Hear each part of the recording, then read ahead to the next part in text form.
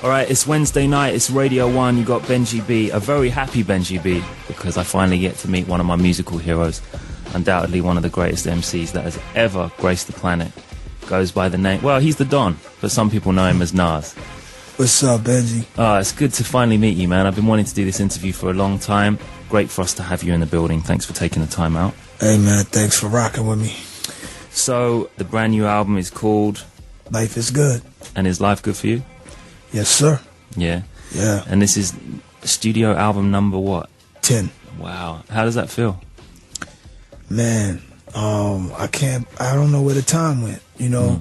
It's just, it's like, you know, I'm just really blessed to be here, you know, and blessed to wake up this morning. That's hence the title, Life is Good. You know, it's like a journey, you know what I'm saying? It's cool.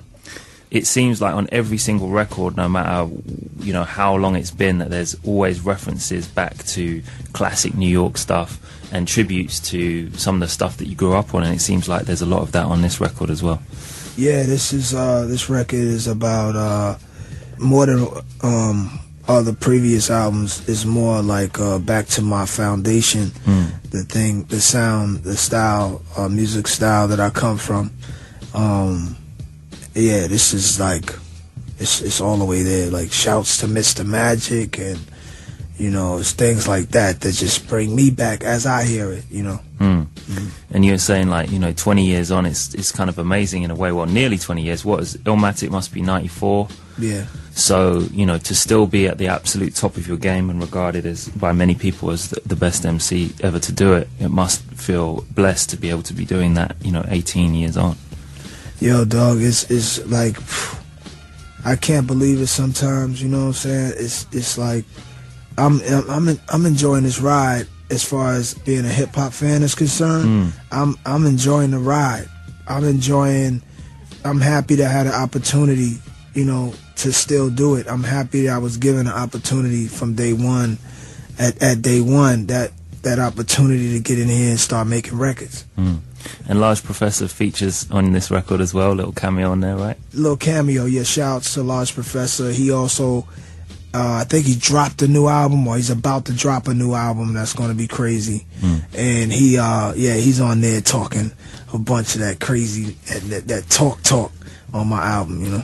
For a while, you know, and it's reflected on the new album, you've had to experience what it is to be known as a celebrity. I mean, we know you for music, and it's always been clear that you've always been in love with music and in love with hip-hop, obviously, in particular. And it's so cool for music fans to be able to see you nodding to people like Large Pro, who obviously are like the architects of record like Illmatic all these years on, you know. So full respect for that. Oh, thank you, man. Yeah, and I mean, there's other nods on the record as well, even like references, samples, even some of the little snare taps. What's that track with Mary J? That's called Reach Out. And the feeling of that is, but yeah, I had to give shouts, a love to Large Professor. I'm a big fan of his, as well as me and him being cool. And yeah, so yeah, but on the new on the Reach Out record with Mary J. Blige, that was inspired by a mix, or like a master mix, what they used to call it, in the early 80s. It was made by a DJ from my block, which is cool as hell. So cool. DJ named DJ Hot Day. And it originally was just a master mix that was out playing everywhere. It was on the radio a little bit too, but it was definitely in the streets. And I got Mary to do it over so we can get that feeling. Mary's just, you know, incredible, and she comes from that era also, you know, that early years ago, the tapes, blend tapes and mixes. The DJs used to do a lot of mixes, so we wanted that feeling, and I wanted to have it perfect. And Mary, there's no better than Mary to do it. There's no one better. As a DJ, you know, as a fan of your music that's listened to every one of your records in my headphones for years, you know, I had one head on, and then as a DJ you have another head on waiting for those club tunes to play, and you already blessed us with one this year, definitely the biggest record in my box, you know, The Don. Same thing when you blessed us with, you know, Made You Look and Get Down. They're big records you can play out in the club as well. That Mary J. Blige record seems like it's going to be one of those. Yeah, it's definitely got that feeling in it. It's got that feeling for sure. And talking of the Don, let's talk about Supercat and your love for reggae. And I mean that hook is just huge when you came back with that this year. Tell us about how that came about. That record came about from Salam Remy. He played me the record. Originally it came from him. That's what I knew about the song. So I heard it and I wanted to rock it, and I figured that would be the first single because of the way we have the chorus with Supercats in there going, the way we manipulate his words into Nas Don in the New York City. And Supercat is someone I'm a big fan of. Me and Supercat go back. We were on Columbia Sony. Before it was Sony, it was CBS. I think we go back that far with Columbia. It was CBS. I was on Rough House and through Columbia CBS, and I forget what subsidiary, whatever he was through, and we were on tour together. And I would drink Hennessy and he would drink Hennessy. I would have the bandana wrapped around my head and he would have the bandana. Tupac is more famous for the bandana, but back then we all wore bandanas. That was just what we did. And he dressed like we dressed the same in a lot of ways. And but yeah, Cat was my dude back then. You know what I'm saying? Haven't been able to find the brother. You know what I'm saying? So Supercat, wherever you are, much respect. Much respect. Yeah. And talking of Salam Remy, I mean that's a relationship. Oh, my bad. I'm sorry, Benji. Sure, go ahead. I just wanted to finish that up. I kind of got lost in the Supercat story, but how the track came about was Salam Remy, and when Heavy D passed, Salam called me, and he's like, "We're talking about Hev." And, we messed up. And he says, "Yo, guess who did the track? Who sent me the track?" And I said, "Nah, man. Hev?" I didn't say Hev. He said it first. I waited. I knew he was going to say Hev because we were just talking about Hev passing. And he said, "Hev." And I'm like, what? I couldn't believe it. It's like, I couldn't believe it, because I knew Hev did tracks for other people. Hev had submitted tracks to me before even, but I had no idea. And he was in London when he sent Salam the track. Wow. If I'm not mistaken, he was here in London. So when I heard that, I went in the studio immediately and I had to throw his name in the second verse. So shout out to Heavy D, we miss you.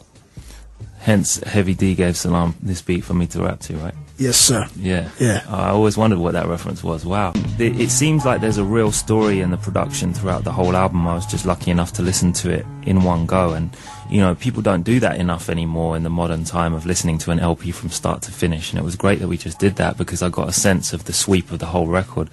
There's am I right in thinking the first track is Justice League?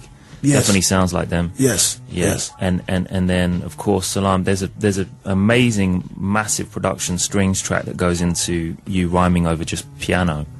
Yeah, that's Queen. That's called a Queen story, and that was Salam.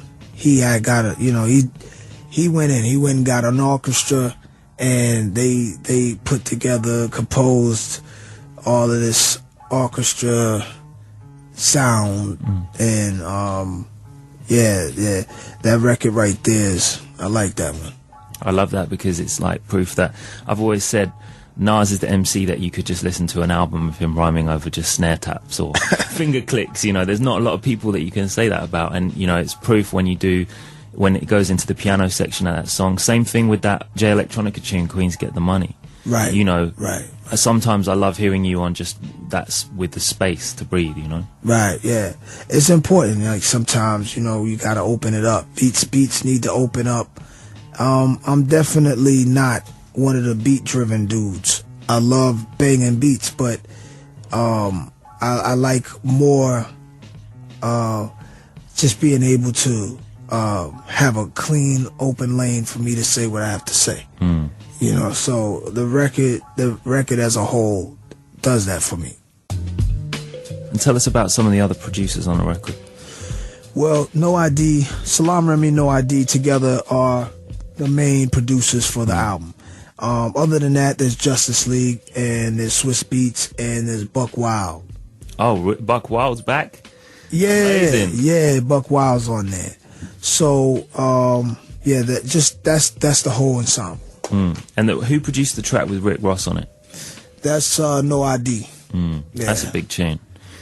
What I love about features is when it's almost like a director picking the perfect actor for the perfect role. And you know, on this record, it's not feature heavy, but Rick Ross is perfect for that tune. Mary J is perfect for the tune that she's on. You know, it's like you chose very, very wisely. Thank you, man. Thank you. Yes, yes. He sees that. So what's the tune with Rick Ross called? Accident Murderers. And it's about accident murderers. It's about no one wants to be murdered, of course. No one is promoting murder. But, you know, it's just at the end of the day, it's just saying killing, it's the senseless killing by wannabe killers is just all bad. You know, killing and it's just senseless. You know what I'm saying? So, you know, I saw too many people just trying to get a name and just doing stupid things and just hurting people, you know? So they kind of got to me, and I wanted to do a song about it. So Ross, definitely, his voice to me is like he's the streets, and you know, you had to have him on there. Yeah. We're going to get into that right now. This is Accidental Murderers. Is that right? Accident Murderers, but Accidental Murderers is a cool name too. It's all good.